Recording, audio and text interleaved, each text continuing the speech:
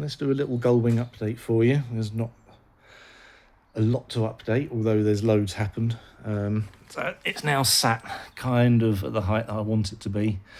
The air suspension is installed, but it's not plumbed at the moment, so this is as low as it goes. It's on skates, just so I can get the jack underneath it at the moment.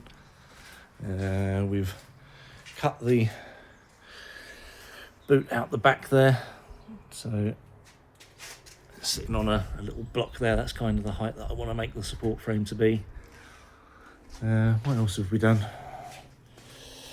We have replaced the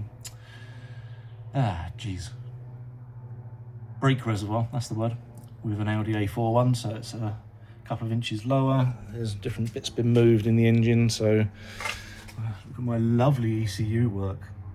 Beautiful, that's not going to set on fire at all. Obviously that's all going to get tidied up and boxed in and looking good.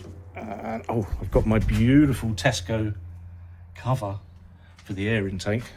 Very important to use a Tesco one, got to go with quality.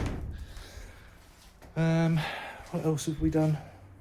The exhaust was cut out.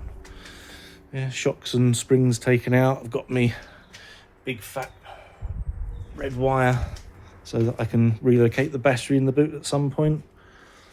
I've decided I'm gonna bin having a grill here. We're gonna flatten and smooth that off entirely.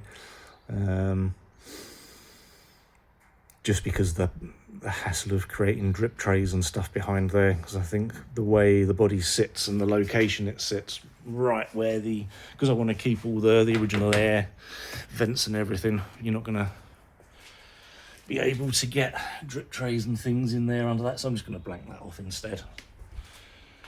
But it's coming on, bits and bobs, little baby steps, one bit at a time, and it will slowly get there. But this isn't really a guide for anyone of how to do this. This is just for my own nostalgia in a couple of years when I look back after the project has probably failed and gone, God, didn't I do badly? Anyway, there's my little update.